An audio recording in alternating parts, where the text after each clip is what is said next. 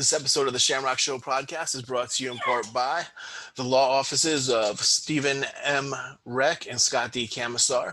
Go see my boy Scott. He'll take care of you, help you load up that bank account now that unemployment is down. If you've been hurt, injured, if looters have ruined your business, whatever you got going on, if you've been wronged, he'll make it right. Scott is a defender of American freedom. He's a great guy. Check him out, Scott, at the law offices of Stephen M. Reck and Scott D. Camisar. Also, this episode is brought to you by Beard Octane. You got a beard, don't let your beard get weird. Check out Beard Octane. Use code Shamrock10 for 10% off. They're the only thing that got me through quarantine. If you've got some nice whiskers, they will check you out, hook you up. Shamrock10 for 10% off. Thanks a lot. Looks great, man. That looks great. Okay. So, yeah, I'm glad we were able to finally connect. I know in the past you wanted me to drive down, but this is better, I guess. Yeah, it's definitely working easier. What had happened, I was renting studio space, and I was doing this. And the studio I was renting actually closed due to COVID. So just kind of out of necessity, I tried to do it like this. Like 2 weeks ago, I did the first one after this whole thing went down, and it worked really well. So I'm just kind of going with this for now. Okay, great. That sounds good. I appreciate you taking your time out to come on, and great to meet you. I figured this would be a great time to do it, as UFOs have been in the news a lot lately, so I thought it would be an apropos time to do a show around that topic. Thought maybe we can just start by, you kind of telling people what MUFON is. Sure. So MUFON stands for the Mutual UFO Network. It was started in 1969 after Project Blue Book ended. What's Project Blue Book? So Project Blue Book was the last official attempt up until recently of the Air Force's investigation into unidentified flying objects. It actually goes back to the late 1940s with something called Project Sign. And what happened was, after World War II, there was a lot of UFO sightings that were happening around the country, and people started to see these unknown objects in the sky. And they wanted to have some investigation into this. So they called upon their congressmen and their senators, and eventually people got what they wanted. The Army Air Corps at the time, which will later become the Air Force, started a program called Project Sign, where they looked into these unidentified flying objects that were being seen in cities and in the country. And they concluded that they didn't know what they were. They didn't know what these were. They weren't ours. They most likely were something from off-world. And the powers that be did not particularly like that so much. So they came out with another report called Project Grudge, another investigation. And Project Grudge was a result of the unanswered questions that came with Project Sign. Are these truly unknowns? And if so, how do we cover this up? So the Project Grudge got their name Grudge because it was originally assigned to the Navy, and the Navy didn't want anything to do with it. So they pushed it off to the Air Force, which was now formed at the time. And the Air Force supposedly had a grudge that they had to do this, report again. That's the acronym Grudge. And they came up with the fact, well, it's probably swamp gas or some misidentified objects, or it's just crazy people, kind of like the standard thing that we get now. And the public did not like that so much. So there was a lot of outcry on that, people saying, hey, we're not crazy. We know what we saw. So the Air Force once again said, okay, we'll investigate this. And this time they started with Project Blue Book. And Project Blue Book is probably the most famous of all of them. One now because of the History Channel TV show that was out for 2 seasons. I don't know if you saw that, but they have it in reruns about Project Blue Book. And 2, because the person who run Project Blue Book, J. Allen Hynek, was a skeptic. And he factors in later in the story. But so Alan Hynek and Project Blue Book went out and they were investigating UFO sightings. They were understaffed, under budget, and they were getting a lot of information. And the Air Force in the 1960s just wanted it done. They wanted to be done with the UFO phenomenon, all these sightings and whatnot, officially at least. So they commissioned something called the Condon Report. And it was the Condon Committee wrote this report, which was the final nail in the coffin, saying that everything that's out there is explained. It's either people misidentifying man-made objects, or it's crazy people, or it's swamp gas, or it's weather balloons. That's where the famous weather balloon term comes from. You know, you see that. Right, you hear that all the time. Yeah. Or again, with Roswell, going back to that. So like, you know, with Roswell, it was said that it was a weather balloon when it really wasn't. So that officially ended the Air Force's involvement, and for that matter, the government's involvement into UFO phenomena, into researching this. Now, we know since 2017, when the New York Times broke that story of you know, Lou Elizondo and the programs he was in, and that's not necessarily the case. They were looking into it, and they still are even today, which some recent articles that came out. But as far as the UFO community was concerned and the public at large, after the Condon Committee and the Condon Report came out, Project Blue Book ended. And those people that were still interested in ufology, they formed MUFON. They also formed NICAP. But NICAP came a little bit earlier than MUFON. But MUFON came out of that. And it's been around for over 50 years. We have a chapter in every state. And it's a volunteer organization. So the boots on the ground are the ones that do the work. You know, we hold public meetings, we hold chapter meetings, we hold events like sky watches.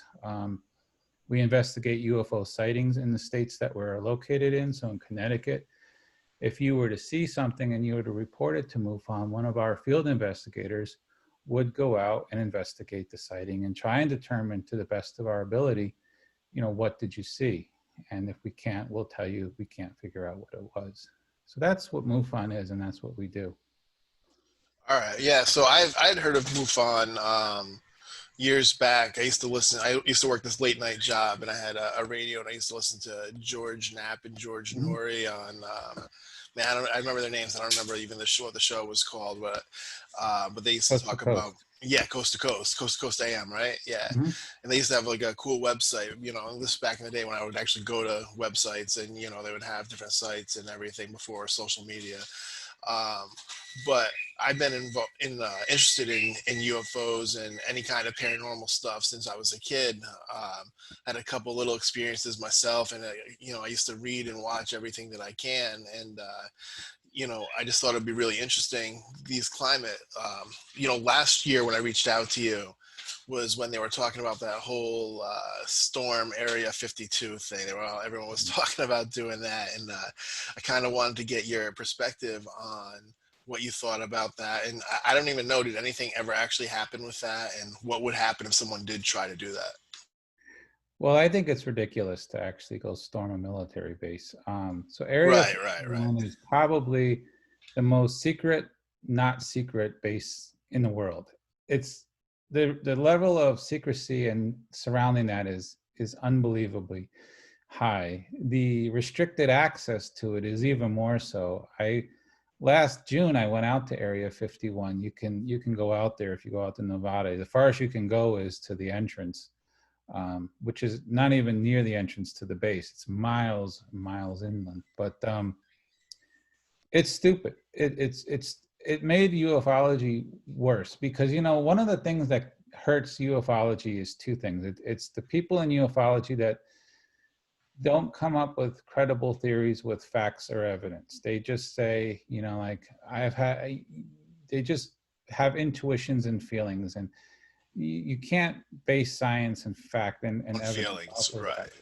And two, when people think of ufologists, they think of all of us with these crazy tinfoil hats on our heads, and we're out there talking to the stars and just acting all around cuckoo. So for people that say, let's go storm Area 51 to go find the aliens just makes us look like absolute idiots. So I really am glad that, one, they didn't do it. I think 2 people did get arrested. But you wouldn't even get anywhere near it. I know that they have telescopes, and I mean, they're surveillance cameras, but they might as well be telescopes that are miles away. They're on hills, and they'll see you before you even see them. They have the famous camo dudes that that patrol the area. They're always around. And when we were at the entrance to the gate, the perimeter, not even a gate, but the perimeter of the base, they were watching us from a hilltop, and you can see them. And I have a photo of me pointing to one of them. Yeah. They're always watching you. They know exactly where you are. If you get caught, you get arrested. You get arrested for trespassing, and it's a hefty fine. I'm sure you have to go to court. Whether or not you get jail time is obviously up to the judge. But you get a fine. You'll probably get on some kind of list, that you're not already on a list somewhere. But it's just a mistake. And I think what happened, I think they did have something, if I remember correctly, but they turned it into like an alien fest. So it was like music and tents and food and things like that. And from what I understanding it happened in Rachel, Nevada, which is a very small little community. It's where the famous Alien Inn is. You can get a burger. They have something called the Little Alien Burger, which is their famous burger. If I remember correctly, it's a burger with Thousand Island dressing on it. I mean, it's nothing famous, but their population of like 10 people. I kid you not, it's minute. And they were overwhelmed with the amount of people that showed up. And they were going to have Alien Fest 2.0 this year. Obviously, with COVID, they couldn't do it. But they also decided that the county wasn't going to support it, so they canceled it, and they never ran it again. It was a drain on their resources, from what I read.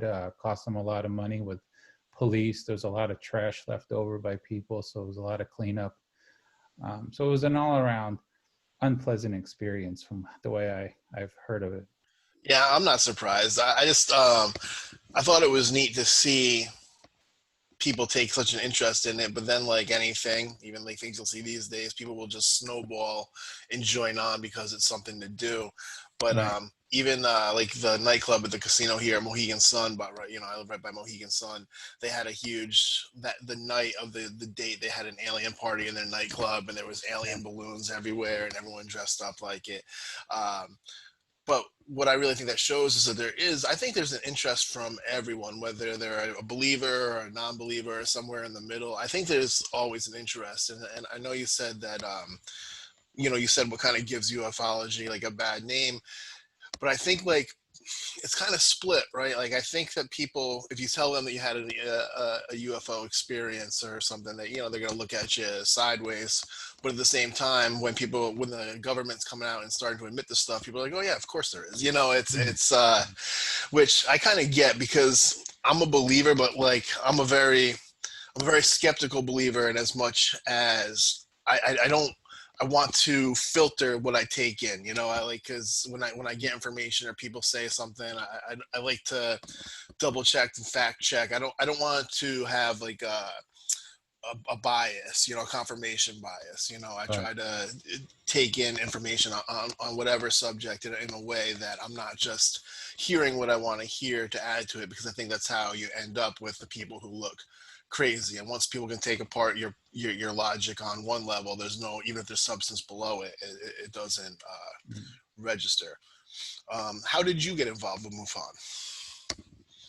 Well, I got involved with MUFON indirectly. So I always liked military aircraft, and I always liked the classified military aircraft, like the U-2, the SR-71 Blackbird, the F-117 stealth fighter.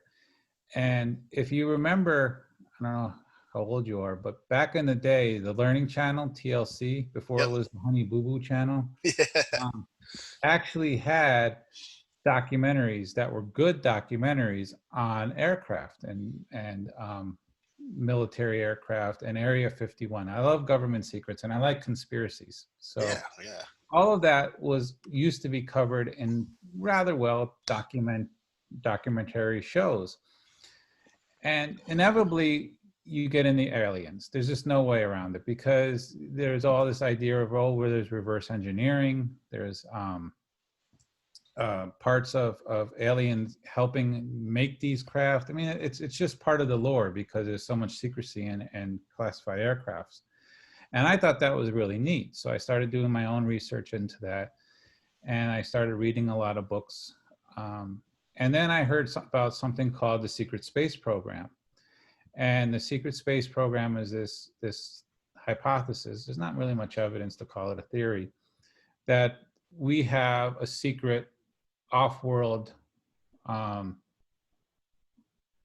fleet, I guess is the best way to call it, of spacecraft that fly around the universe. They're owned by the United States, and they interact with aliens. And this is called the Secret Space Program. And we can talk about that later. There's a lot of different hypotheses on where it got generated from. Was it from Roswell? Was it from all the way back from World War II with the Nazi Germany?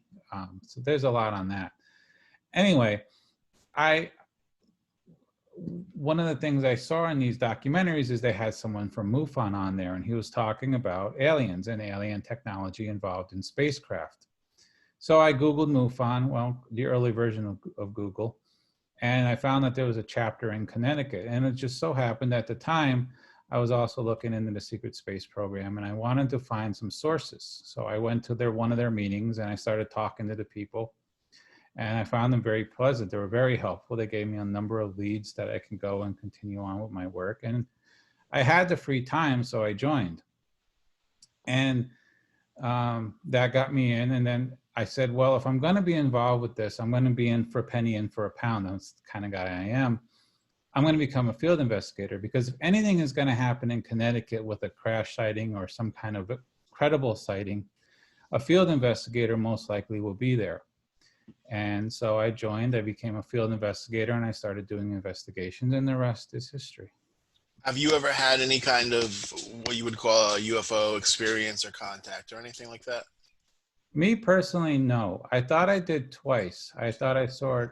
I had two experiences when I thought I saw triangle-shaped UFOs, you know, the classic triangle shapes that you see.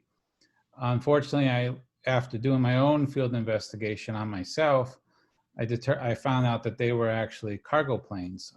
One of them, if I remember correctly, was a UPS, and the other one was a FedEx going into Bradley. They were just low and on approach. But when they're low, when aircraft are low, they have all their navigation lights on. They have the lights on under their front wheel. They have the lights on by their tail, the landing lights. Yeah. They're under 10,000 feet. So they look like a black triangle when it's completely dark out at night. You know, you just see these three white lights, and you're like, oh my God, a triangle? Well, no, it's just an aircraft. They're going slow because they're on final approach. So it's got to be a little depressing to debunk your own sighting, no? Well, it is and it isn't. So it is because I thought for sure I would have saw something, but it isn't, because I think what it shows is how we approach cases. You know, we do our due diligence. Some people would have been like, oh my God, I saw a UFO. They would have left it at that. And they'd be telling everyone that they saw 2 triangles in their life, like in their lifetime. This is great. I saw triangle UFOs. But because we did the investigation, because I did the investigation, I think that shows that we do our best to find the truth. And if unfortunately that truth is not the case, that it is a UFO, that's okay. It's the old saying, if you cry wolf one too many times, no one's gonna believe you when you actually see a wolf. Right, right. And this is the same thing with ufology. You know, if I don't want to cry wolf about UFOs in Connecticut without truly knowing that it isn't a UFO. So it has its plus and it has its negative. You know, on the negative, yeah, I would have loved to have seen a UFO, but on the plus side, I think it gives myself credibility, and to my fellow investigators and to people out in the public, that I can honestly say I did do a very good investigation. And When I say I can't find something or it's an unknown, it's because it truly is probably an unknown. Yeah, I mean, it definitely lends to your credibility for sure. So, I mean, it's addition by subtraction, I guess. But um, I've had two things in my life that were, that I consider to have been sightings, and I would hate to personally debunk them. I like having those little things in my head that, like, oh, that was really cool that we saw that, and leaving it at that, Right. But that's me as an outsider, not being part of an organization. But so one other thing that was been in the, I want to say even the news, but just made the topic very mainstream in the last year has been Bob Lazar. Are you familiar? I'm sure you're familiar. Have you watched the documentary? I'm not sure if you heard his. I heard about him on Joe Rogan podcast, and Mhm. I saw his interview there. Is where I started reading about him. What are your thoughts on Bob Lazar? So Bob Lazar is an interesting character. I read a lot about Bob Lazar, and I'm reading a book on him now that indirectly talks about Bob Lazar. It's actually about Area 51, but you can't talk about Area 51 without talking about Bob Lazar. The two go hand in hand now. Um, you know, I think there's enough evidence out there with what he provided and pay stubs and the fact that, they found, um, His name in that phone found directory, him in right? the phone book. Also, the fact that he was involved and what he said, like he said he built jet cars and no one really believed him. And then they found an article that he was featured in talking about the jet cars he built. So his background has been verified a good degree. Um, there, I think the best theory I've heard, and if you ask for my opinion, I believe that this is probably the case, is by a guy named UFO researcher Grant Cameron. I don't know if you ever heard of Grant Cameron. I'm He's not. a very good researcher. He has a podcast, and I was listening to his podcast once, and he did a 3-part series on Bob Lazar, basically saying that Bob Lazar was a patsy. The idea is that given Bob Lazar's education and his level that he went into doesn't match. He went into a top level research position with very little background information, very little educational experience in that. I mean, yeah, he supposedly had a degree from MIT, but they can't verify that. But he went into a program that was S4. It was a subdivision of Area 51, and S4s were all the classified military retrievals were from the UFOs. Supposedly there was 9 saucer-shaped craft there. And Bob Lazar said they gave him basically the keys of the kingdom. They told him everything. He read briefings. He was briefed on all of this information. But he was also friends with a guy named John Lear. His father invented the Learjet. Learjet, yeah, yeah. And, so John Lear at the time was very outspoken about UFOs. So if you were a security person in the US government, like counterintelligence or even just basic security, and you hire someone that works with UFOs and that guy's best friend is one of the world's loudest mouths on UFO at the time, does that make sense to put the two together? That they're going to talk. It doesn't work. So Grant Cameron's theory is that they, meaning the government or whoever's in charge of the UFO cover-up, wanted to do slow disclosure.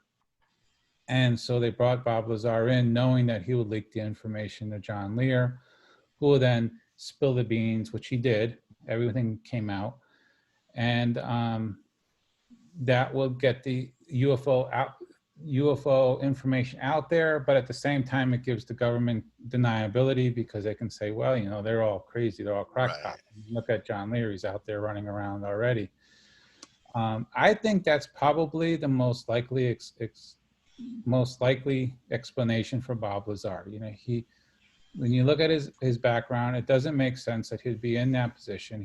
If it's a compartmentalized program that's special access, you only need to know the part that you need to complete your job. And if you ask anyone in the defense industry or on these special access projects, they will all tell you the same thing. You know your little part to complete your mission, but you don't know what the overall mission is. And Right. that's You keep the left hand blind from the right hand. That right. way, yeah. So the fact that you give this guy who is a complete unknown with yeah, he went to MIT supposedly, but yeah, he's not really been in research for a few years because he ran a photo lab prior to that. And now you're bringing someone who ran a photo lab in to a top level research position at a classified location, which Area 51, and then bringing him into a more classified location, which is S4. Right. And then you give him the keys to the kingdom where you tell him everything about the UFO theory.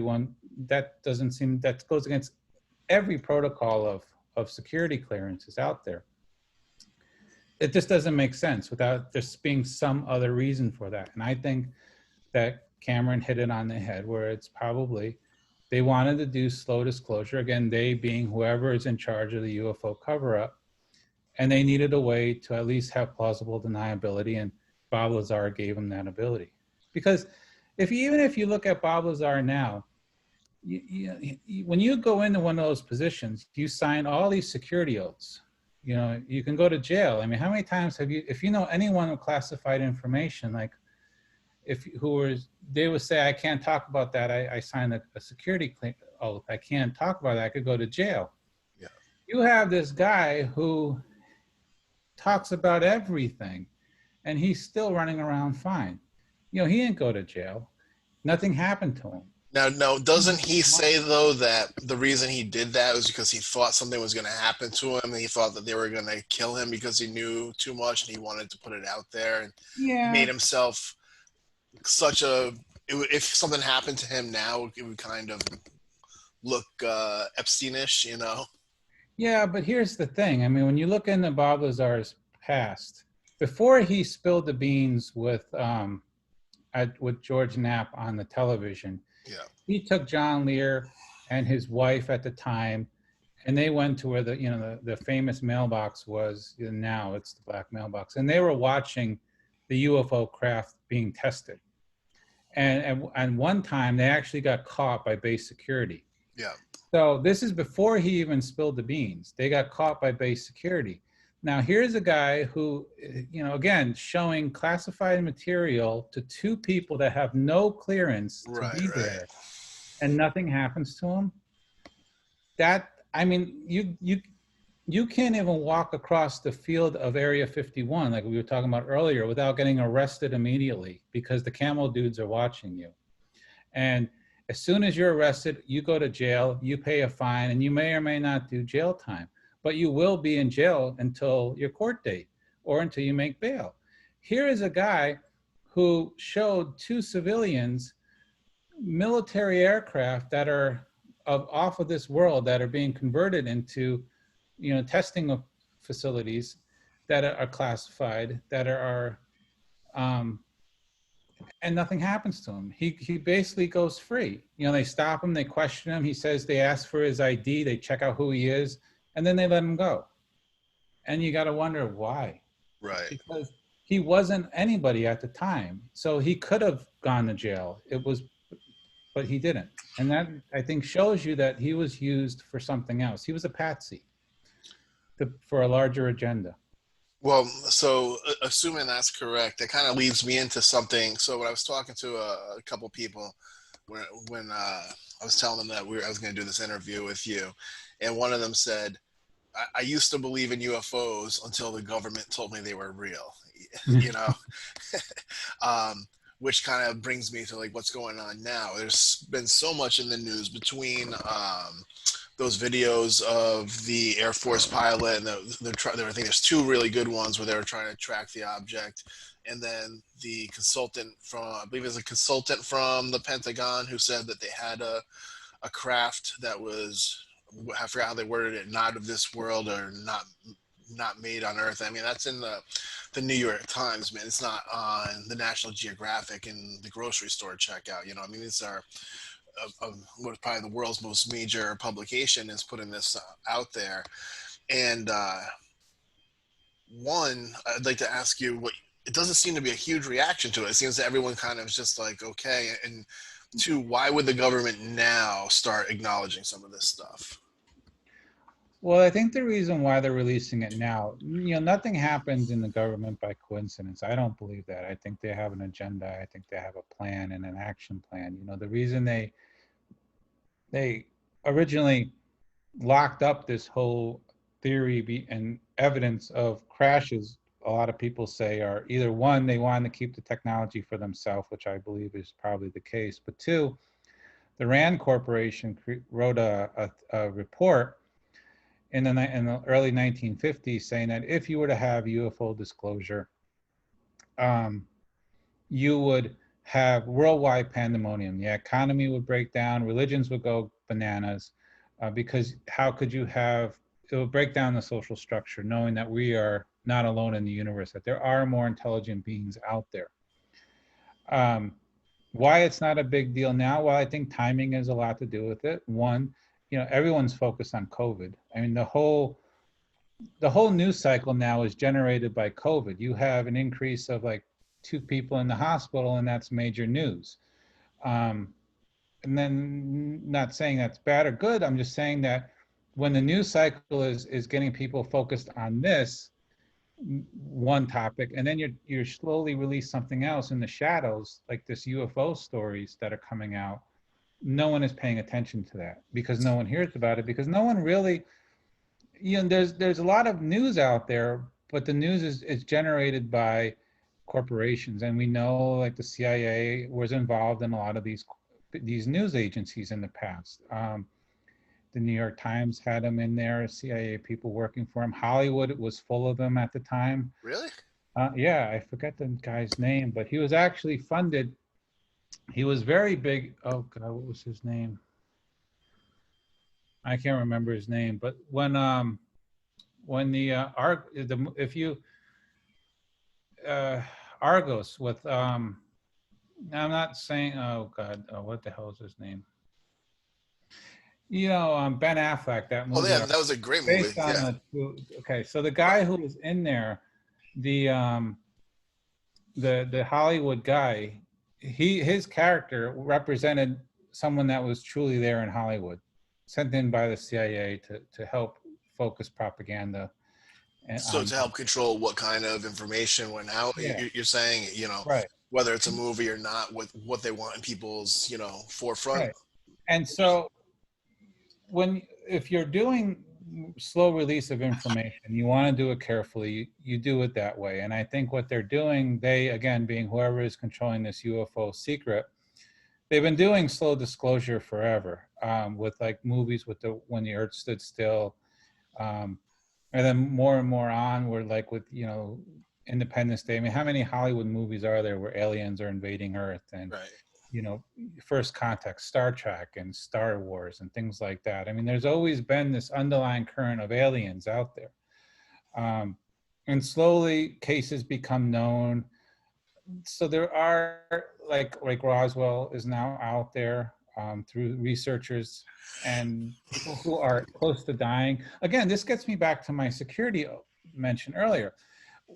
There's 2 research, Don Schmidt and Tom Carney, who has spent the last 30 years investigating the Roswell crash.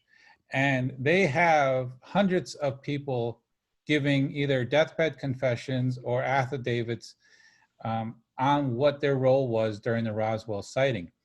But they're only talking now because they're in their 80s or their 90s or they're dying. And they're like, basically, well, what's the government going to do to me? Are they going to throw me in jail? No, because I'm 80 years old. Are they going to take away my pension? No. Whereas earlier, and when they were younger, they never talked. Again, this gets me back to the Bob Lazar point. There are consequences to talking about classified secrets.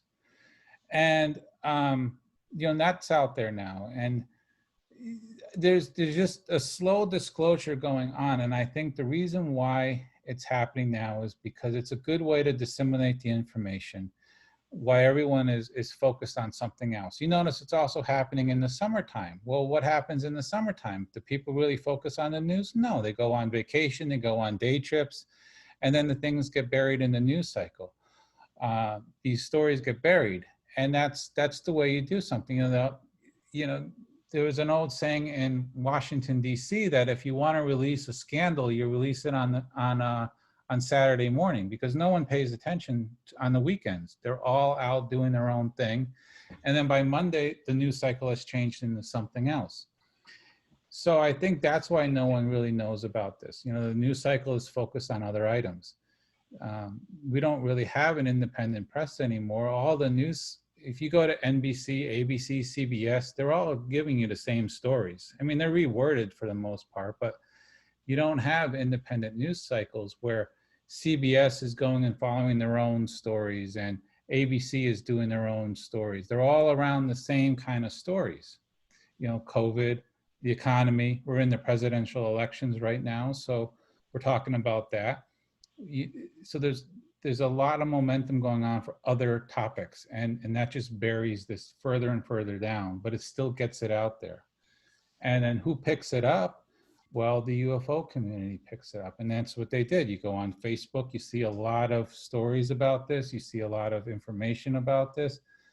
But ufologists, as I said earlier, we have a credibility issue because we've done it to ourselves. We're the tinfoil hat people. So we're like John Lear. Yeah, the information is out there, and yeah, we might be telling you the truth, but the government has deniability because they say, well, it's just them misinterpreting something. I think, like I said, it's a double. I feel like people have a problem taking it seriously. So like, even getting ready to do this interview with you, I was trying to do a little homework, and there was a piece on maybe like Channel 8 News, and when I put your name into Google, it came up. But you weren't. If someone else from MUFON was in the picture, there was a quote from you, like in the written part, but in the video you weren't there. But when the news anchor was introducing it, they were like, "And these people claim that there's UFOs in Connecticut." You know what I mean? And it's like, but then they go on to show a serious story. But when the anchors are even introducing it, it's like they preface it with a wink and a smile as to that it wasn't real journalism. And I don't know why someone wouldn't want to put more emphasis on this as a credible journalist, and I think it's going to take somebody who's a real believer to find themselves in a position where they have a lot of viewership, and then even maybe they're censored. I don't know, but what do you think it would take to kind of change the view on ufology? Like if a leak or stories from the military and on the New York Times still aren't swaying people to be more serious about it, what do you think it would take for that? Well, I think for ufology to be taken seriously, and I think this is what a lot of good researchers are trying to do, including myself, is you need to treat it like an academic subject. I mean, for example, if you were a researcher in like a history or a science, like sciences are easy. You have facts. If you're a chemist, you produce a result. If you can keep reproducing that result, great. You kind of prove your hypothesis. But if you're a historian or if you are any other kind of social scientist doing research, you need data. You need sources. You need credible sources. You need information. And you need to be able to cite that. And a lot of ufologists or UFO researchers who claim to be UFO researchers don't do that. So often I run into people that will tell you the wildest stories. And this is what hurts our field, because they'll tell you these wild, out of this world stories, like they talk to gray aliens and they talk to reptilians and they have 197 IQ because an alien beamed some kind of beam into their head and changed their brain chemistry. I mean, they'll tell you these unbelievable stories with absolutely no way to prove it or verify it or support it in any manner. And that kills us. So for ufology to be taken seriously, first of all, you need to get sources. You need to start doing documentation, and you need to get enough. You can do oral histories. There's a lot of professors and researchers out there in the mainstream disciplines that use oral tradition, oral stories, but you got to get enough of them. You need like a data, you need a critical mass to do that. So that's the one thing. So you need sources. The government, through freedom of information requests, and especially now with so much of them being disclosure of, and this disclosure movement they're in, I don't know, you know, that's amazing that all this stuff that they're disclosing, a lot is coming out. And you can get the primary sources. You can request documents from the government through freedom of information. Some will be denied, but there's a lot out there, like the Black Vault by John Greenwald. He has a tremendous amount of primary sources out there on ufology, the government involvement in ufology. So sources are one thing. If you're going to do stories, you need to be able to verify that the person you're talking to is telling you the truth. You can't just take their word for it. And people need to start doing that if they want to be credible researchers. So like with Bob Lazar, as we were talking about earlier, he has an amazing story, but as I showed you, there's some things that just do not make sense in his story. The way it was disclosed, how he got about with the disclosure. UFO researchers have done a decent job on trying to reconstruct his past and show his academic background and his work background, but there's still some unknowns there. You have to verify your sources. If you're doing sighting data, you need to get a tremendous amount of sighting data. And I always tell people, if you see a sighting in Connecticut, report it, because even if we can identify it as an IFO, if we get enough sightings in, say, Talon County, for example, okay, that means something is happening in Talon County. And then you can look at that information and see are there any similarities in that? And then you start collecting data. And then you can start saying, well, there's 40% rise in circles and orbs, I guess is probably the better way to call them, in Talon. So what's going on there? Is it sky lanterns? Well, what are the conditions for sky lanterns? What shows, are there events there that might cause these things? You can start doing research, but you're finding these cluster datas. Another way for it to get into mainstream and to be taken more seriously would be better oral sources from people going on the record. Unidentified, that television show that was on TV was great because you had active duty military personnel going on the record saying, yeah, I was in that F-18 Hornet and I saw that object. Now, these are trained military pilots. They're trained to notice what's in the sky because their life depends on it. You have to know the difference between an enemy and a friend. So you're getting credible sources. Their background, their education makes them a credible source. Not for nothing, but if you have a Navy pilot who's a commander with a couple hundred flight hours and saying that I saw this and it doesn't make much sense, and you have Joe Schmo who just saw something in the sky, you would go with the Navy pilot. The other thing would be is academia. There's a lot of academic professors now that are starting to get into ufology. They're out there. They have PhDs. They're in mainstream academics. They teach regular courses, but a lot of them are tenured, so they have the freedom now to do what they want. Michael Masters is a great one. He's from Montana State University. He wrote a book on are aliens actually humans from the future coming back to the past. So you need to have that. So it's all of these things coming together to start making ufology more. It's all about building the credibility of ufology, and that's the way you do it. You can't keep going the same way we are going with people saying these wild and unsubstantiated facts and opinions without any kind of evidence to back it up. It kills your credibility. As Richard Dolan says, you need to be able to prove falsibility. You have to be able to say, is this false or not? And we can't do that with some of these people that are out there coming out with these stories and then promoting them as they are researchers. And it kills our field, and that's why people don't take us seriously. I know you had mentioned it being a presidential election year. I had read that Bill Clinton was very interested in UFOs, Mhm. and I believe even Donald Trump, I think it was before he was elected or maybe shortly after, where he said that he was interested in declassifying information. How much information, I don't know if you have a better guess than the average person or if you've, read things. Do you think that presidents are allowed access to? Do you think it's something that if you're president of the United States, you can get this information? Or is there like kind of like the X Files where there's like a secret government within the government that kind of keeps a cap on these things? Yeah. So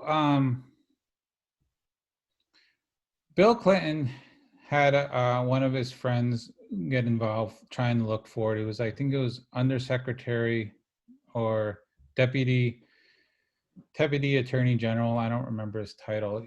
He hit a stone wall. He couldn't get it. John Podesta, his chief of staff, also involved with Hillary Clinton's campaign, also tried to get access to UFO documents, hit a stone wall. And I think that's actually in WikiLeaks when they released all those emails of Hillary's campaign. And the Clintons, some of his emails were in there too, saying how, internal memos about trying to get access to UFO files and were denied. Hillary Clinton was also on the record for saying that she wanted to have access to the UFO files and would declassify them if she became president. But obviously she didn't become president, so that never happened. For Trump, I don't remember if Trump or not said that he would declassify UFOs. I could see him saying that just because Trump always He said said, something. I don't remember. It might not have been that. I know he said something that yeah. that he would be interested in something. He made Yeah. some reference to it. Well, I think all presidents are interested in it. Yeah. Clinton said that he had two missions for this for his friend. I can't remember his name. I'm terrible with names, by the way. But you can Google it. It's all out there on the internet. I want to know who killed Kennedy, and I want to know what's going on with UFOs. As for presidents having access, that's a good question, and that's an interesting question. So Roswell happened in 1947. Truman was in office at the time. Truman is supposedly the one who created the Majestic 12 group, the Majestic 12 group being the group that oversaw the UFO cover-up of Roswell. Okay. And there is the hypothesis or theory that they're still out there today. So when I say they and covering up UFOs, I don't know if it's them, if they disbanded, or if it's Like still them. the Men in Black. Possibly.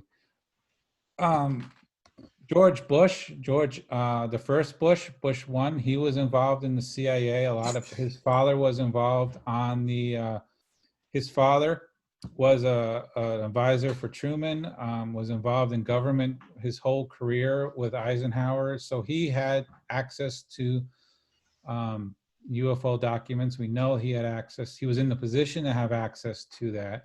So, and there's a very famous interview with the first one, senior, where someone said it was on the campaign trail, and I forget where it was. It might have been in Canada. I don't know.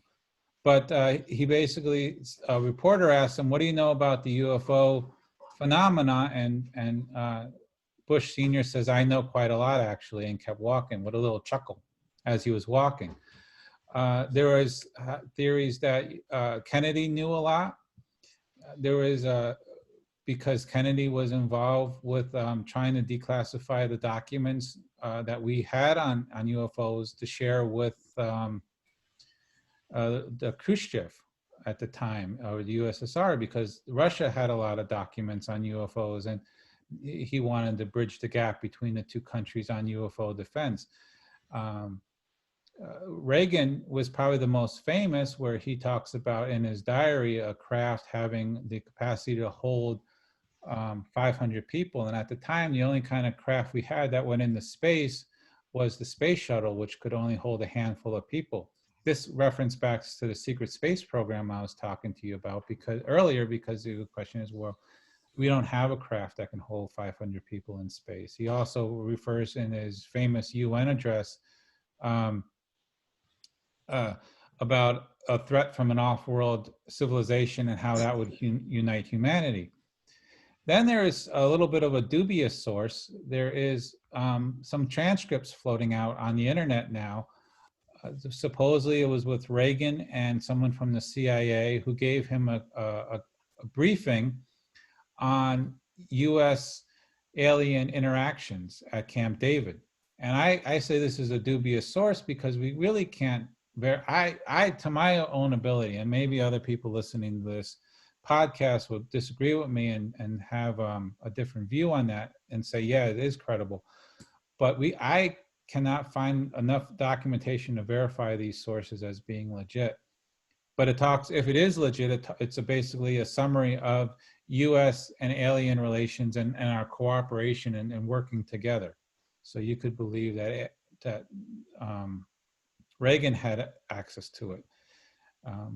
But I think it is some presidents had access to it because they needed to know. But I do believe that if they don't have a need to know, they wouldn't know. And reading some books on classified military projects, some presidents do not have access to that information because they don't have a need to know. The most famous example of that is the Manhattan Project. Roosevelt knew, but Harry Truman was the vice president at the time. He did not know about the Manhattan Project because he did not have a need to know. He was not briefed until he became president. That rings a bell. What is the Manhattan Project? I know I've heard of this. So the Manhattan Project was the U.S. military's development of the atomic weapon. And okay. Yeah. So I know when we talked about like why they would want to deny this so much. You talked about how it could cause panic or possibly affect the economy. But then something else you just said, I think, might be a more likely scenario where if they were to admit that, all these things are going on, the people on Earth might think that their squabbles might be less significant. I think it could be more uniting than, panic driven. The other thing I do agree with, though, is I'm not a religion guy, so I think that it would affect the religions a whole lot. I know you had mentioned that as one of the reasons why they would want to keep it quiet. So I think that kind of would be counter intuitive to what other people are selling. But I think it would be, as a whole, it put us all, hey, we're all on a team here, Yeah. Well, I think you're right on that. And again, Hollywood touched upon that. I mean, the basic principle behind Star Trek is that we are part of something larger than ourselves. And that's where humanity becomes less individually focused and more globally focused. And then eventually universe focused. As we're all part of this universe, we all are going to share in its collective well-being. So again, Hollywood has touched on this, and that could be on purpose, and that could be setting the stage for slow disclosure. I do believe that they again, being whoever is controlling this cover-up, does want disclosure, but they don't want to just say, hey, these are out there, they're visiting us. We can't control them entering and exiting our atmosphere, and we can't stop them from abducting people, but have a good day, and we'll let you know more as we learn. I do believe that they are doing a slow disclosure of it, and that's probably what they are doing, is slowly conditioning people for that. Polls have gone up. Polls, when various polling companies have done question, do you believe in UFOs? The numbers are going up in the American public. I think they're over 60% now, and maybe some polls show it at 80%. And so that's huge. And as people start believing in it, maybe they'll be like, oh yeah, that makes sense, and keep going on with their daily lives. And that's probably where we'll get someday when we do have slow disclosure. Speaking of Hollywood, what's your favorite movie in the genre? What's one you like just as a fun movie, and one's one that you think is like very accurate or truth-based?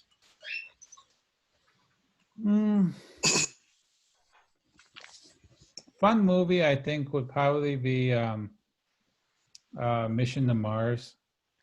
Well, no, actually, I'll take that back and say that that's probably my truth-based one. A fun movie, Flight of the Navigator. It was a hoot. It was back in the 80s. I loved the movie. It made me look at aliens as more of a humanized version. You know, the alien, it's actually an AI. It was a machine. And it was very cold and calculating when it first met the human, which was a child, because it's a Disney movie. But as the alien got to know the human, it became humanized. It started to have feelings, and I think that everyone's a little distant until you get to know someone and you let your personality come out. But as for maybe truth-based, Mission to Mars, that movie, it's again, I believe it was a Disney movie. No, well, they have an attraction to it at Disney World, Mission to Mars. But the face on the planet. There's a great book out there, and you can get that. It's oh God, it was Mission to Mars. Is the book Face of Mars? I think is the name of the book. Talks about all the evidence for why that probably is true. That the Voyager mission that first went on the planet did find evidence of life forms. It was covered up by NASA.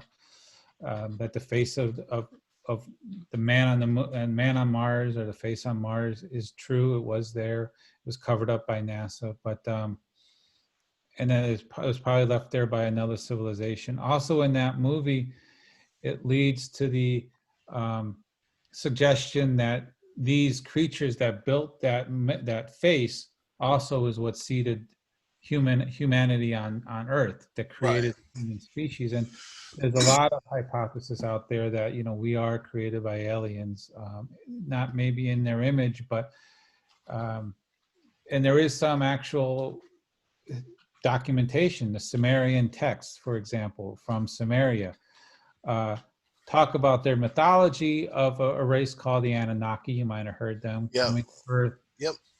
Creating a slave race of humans that were used to mine gold and other resources, and then they left. Right, and that's the theory on why gold is actually so valuable, right? We subconsciously have always wanted it because of that. Because when you compare its usefulness and even just its how it looks compared to other gems that it outweighs, and it doesn't really make a lot of sense, right?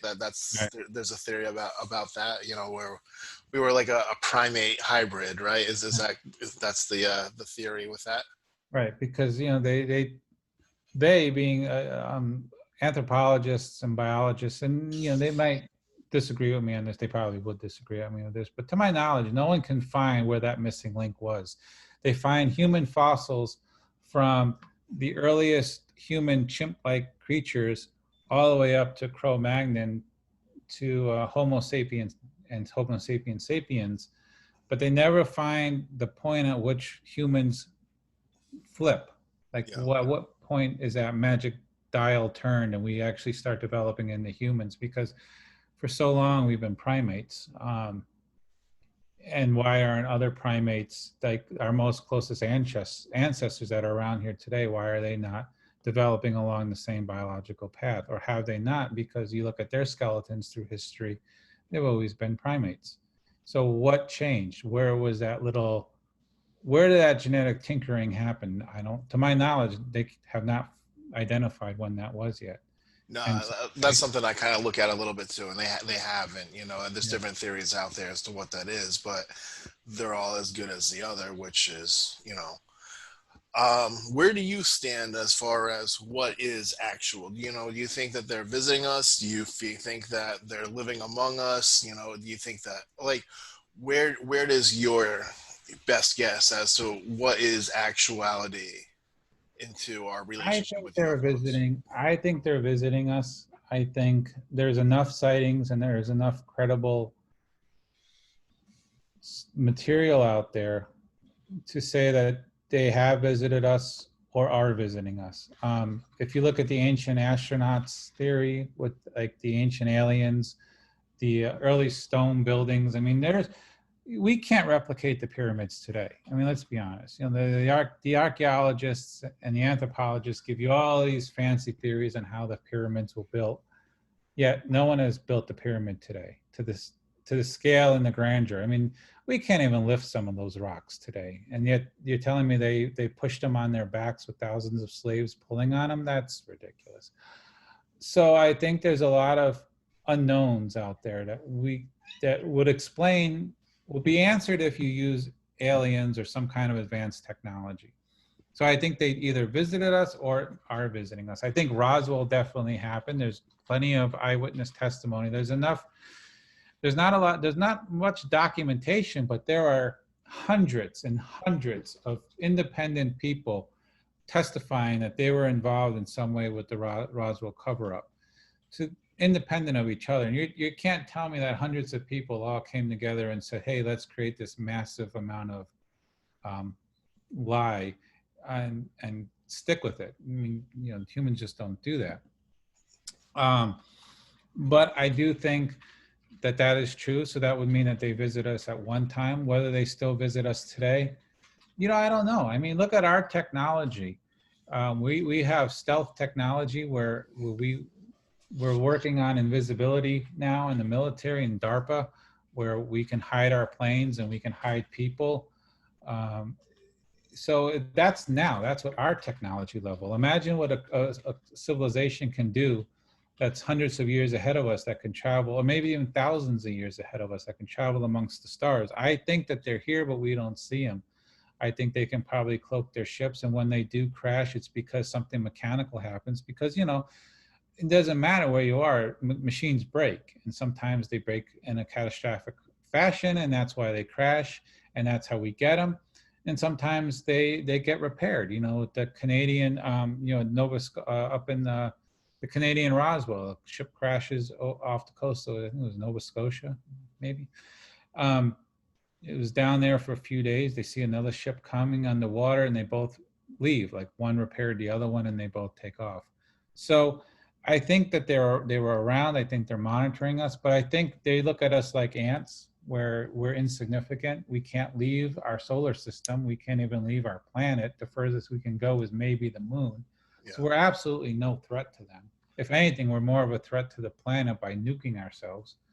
And I think that they might have more of an idea of protecting the planet than us. But yeah, I've heard that as a theory too, as to what they're kind of like, hey, what are these assholes doing right now? You know, yeah. It's kind of more along those lines.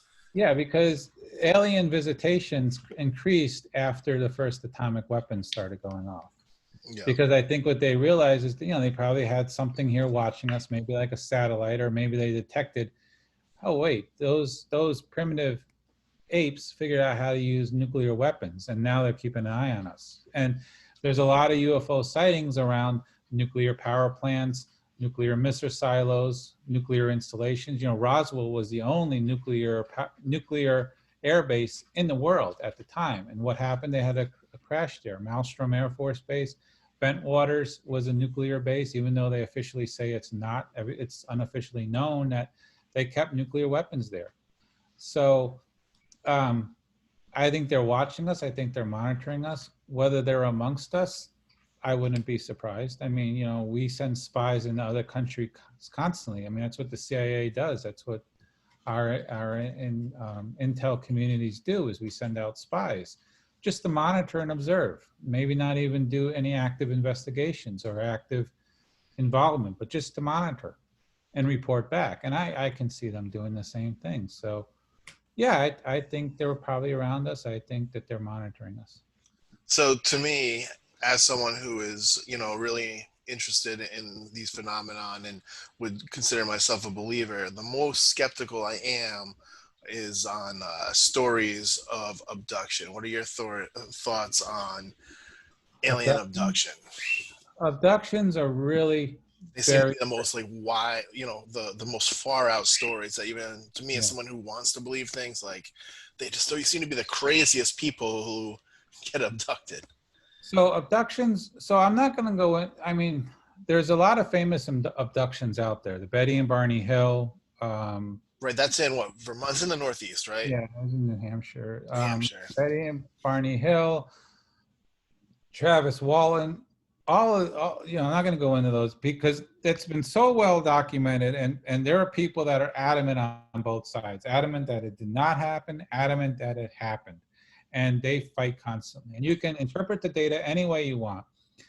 As for me with abductions, I've done abduction investigations in Connecticut. Oh, you have? Yeah, they're very hard to do, I think, because if you want to do them right, you can do them in two ways. You can be like what I was telling you earlier, where you just take someone at their word. You listen to them, they tell you their story, and it's wild, and you're like, okay. And then you close it out as an abduction, and you go about telling people you've investigated this person as these wild abductions. But if you go against a skeptic, they're going to rip it to shreds. When you do an abduction, you have to rule out all of the man-made stuff, all of the man-made causes that could create an abduction. For example, medications. If certain medications will create symptoms, a lot of abductees say they have night vision or night sweats or sleep paralysis. They have difficulty with arousal after an abduction. Well, there's a lot of medications that can cause that can cause you to be impotent, that can cause high blood pressure, which will then cause other effects. They could cause rapid heart beating and sleep terrors and just psychological drugs. There's all kinds of stuff out there, and mixing different drugs together can also cause some of these examples. Psychological conditions like PTSD can cause some of these conditions that people experience. Just other various psychological conditions, physical conditions. So if you do an abduction, you have to, and you want to do it correctly. One thing about Travis Walton's story that is so good is as soon as he was found, UFO investigators got him immediately. They did blood work on him. They did a full physical exam on the guy. They had him looked at by a psychiatrist. He's looked at by doctors. I mean, they looked at this guy from his little toe to his head, and before they even believed that he had a story. And if you want to do an abduction correctly, you have to figure all of that out. You have to rule all of that out, and rightly so. We're only volunteers. No one has we can't compel someone to give us their medical records, and if we ask them and they lie to us, we have no way of knowing if they lie or not. If we say, hey, are you on any of these medications, blah, blah, blah, blah, blah, and they say no, but it turns out they are, we have no way to prove that. We can't subpoena their records and find out what their medical conditions are. So you can't rule out, you have to rule out all the man-made causes of an abduction first that can create the symptoms of an abduction before you can actually say, okay, maybe this person was actually abducted. And because people don't want to give us that and they don't understand why we need that, it's very hard to say 100%, okay, then you were abducted. Now, there are some cases where they've had weird experiences, and then you can also take that down the road of, well, gee, maybe it wasn't an abduction. Maybe it was paranormal what you had.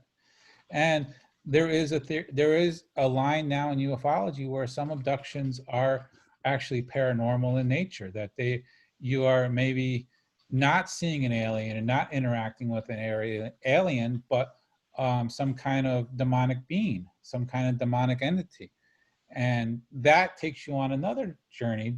Do you actually believe in that kind of theory? Some people are like, oh, blah, blah, blah, and that. They poo-poo that, but they don't poo-poo aliens. But, good paranormal investigators who've been doing it for their whole lives would probably say otherwise, that, yeah, there's some stuff out there that you just don't mess with, it's out there, it's evil, it's bad, and you stay away from it.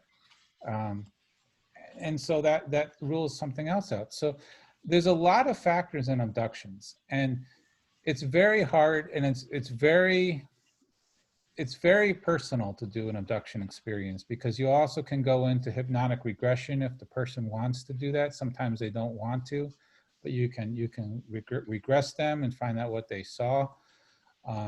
There's a lot of avenues to pursue an abduction, but it could also be very traumatizing on the person. So you have to tread very carefully when you do an abduction, and it's not just for the average Joe Schmo. You should be trained. You should be well prepared to accept the consequences of an abduction, because of, if you investigate it, the consequences of an abduction, because you're dealing with someone's emotional well-being. So I don't like doing them. I try to stay away from them, to be honest with you. MUFON has an abduction team. So if we get an abduction report now, we send them over to these individuals, and they're trained. Many of them are psychiatrists or psychologists, or because of the fact that you are dealing with someone's emotions. And so that's my answer to abductions. I don't like them. Yeah. They're a part of ufology, but I just don't like them. Well, what you're saying makes sense with your team, because I guess if you're dealing with someone who's reporting an abduction, they're going to fall into one of a couple of categories. Either they're telling the truth, they're a crazy person, or they're a liar. So like you got to be delicate, I guess, with any one of the three. I guess the liar would probably be the one that would be least dangerous. I mean, that's why you would want to send in a professional, like you're saying, right? Right. So I know I told you I wouldn't keep you all day. I could probably talk to you forever. I've been Well, really, we can really, always do another interview. That's yeah, no. I would love to, man. I really dig what you're saying. Before you go, though, I just got to tell you my story. I Sure. got no way of whatever, but Yeah, no, that's fine. I gotta throw my story at you. Okay, So throw it. summer of 1998 was before my senior year of high school, and it was me and two other guys, and we were at one friend's house, and one of the guys, someone was supposed to pick him up and bring him home, and they didn't, and none of us drove. So we're like, yeah, we'll take a walk with you. It was about probably a half a mile. It was definitely less than a mile. So the three of us are walking, and we're at this really steep hill. And as we're coming down the hill, in front of us, there's this really bright light, and it's red. And my friend Tony was like, "Is that the North Star?" I'm like, "Nah, man, it's red." And it seemed like it was getting closer and closer to us, to the point where we're kids at 17, but we're a couple of guys, a couple of knuckleheads. We got scared, and we Yeah. turned around and started walking back. Wow. Now, all of a sudden the light was coming from the opposite direction. So Mhm. we turned around and we ran down the hill, and we made it to where he was going. And when we got there, we were freaked out, and we were telling, his girlfriend was there, where it was actually his girlfriend's house, not his house. And we're saying, what happened, and she's pissed off. She's like, "Where have you guys been?" We're like, "No, this is what happened." And it had been 3 hours since we left the house, and Mm. none of us have any idea it was a 20-minute walk, and none of Wow. us have any idea what happened, other than that we lost about 2.5 hours of time. Wow. Now, I don't know if you've Oh, ever heard a story like that. I have no idea. I have no recollection of anything. We have no idea what it was, but it was three of us, so it can all. I know memory is terrible, and I'm yeah. sure I'm telling the story No, not exactly good. right, because eyewitness accounts, even when you talk to police, they'll tell you they're terrible. But in a nutshell, that's about what happened. Yeah. So, wow, that's an amazing story. I did work a case. It was in Colchester. It was in 1990s. It was actually, yeah, it was early 1990s, late 1980s. So it was like 91, yeah, 91. So not late 80s. It was a guy. He saw an object over a pond, and at the time in Colchester there was only a resident state trooper. He called the police. The trooper came over, and both of them had about 2 hours of missing time. Um, so there are those cases out there, and the fact that you've had missing time is a classic part of an abduction. I know it is, and I So, feel so goofy saying it, why? but If it happened, it happened. I mean, you tell. but there's three of us that all have this. Wasn't myself, and it's funny that was Colchester, because we were in Lisbon, which is Yeah. right What in the year was same this? area. This was 98. It was, I graduated high school in 99, and it was the summer before my senior year. Okay, so yeah, 7 years later, it might be the same. It might be the same ship. Maybe there's something around that area. I don't know. Well, I just thought it was interesting, because it's the same part of, you're not that Connecticut's a big state, but you're in a different part of Connecticut. But for your story to be in the same area as It's weird. our story is definitely interesting. But see, this is what I was telling you about earlier when I was like, you know, when people report this stuff, it's great because you start getting data points and then you can see clusters. Like now we have 2 clusters of missing time in that area. Yeah. And now you kind of have to wonder like what's going on in that area of the state that you have 2 reports of missing time. And that's good. Well, you know, you can always report it to us and talk to one of our members of the abduction response team, or I don't know if you want to dive down the rabbit hole, you can find someone that will give you a regression therapy. But I may sometimes you don't want someday to go take down you up that on road. that, man, just because I'm very interested. You know, and it's like I get why people wouldn't come forward with stories because I feel super embarrassed even telling that Don't feel story on embarrassed. camera. You know, I've Mm, told that story probably less than 20 times in my whole life. You know, so mm. it's like to say it on video is kind of it's kind of goofy. You know what I mean? I feel myself like feeling embarrassed about it. You know, that's a good point that you make up. A lot of times people don't are embarrassed, and I always tell them don't be. I mean, you're just telling what happened to you and what you saw. Like if you saw a sighting, um, don't feel upset about that. Tell us what you saw. If people don't like it, well, that's on them. But you shouldn't feel guilty about what you see or what you experienced. Um, there are people out, you know, we're not going to ridicule you. We're not going to make fun of you. We'll listen to your story. We'll document your sighting. We'll, you know, if you're being abducted on a regular basis, you know, obviously we can't stop that. We don't have the ability to stop it. We can document it. But, you know, there are resources out there. There are a lot of people that share um, those experiences. And if for people that are getting abducted on a regular basis, there are abduction support groups out there, and you can find them on the internet. There are citing people. You can, if you see something, you can come to our meetings. You know, a lot of our people at our chapter meetings. So we're not meeting in person right now because of COVID.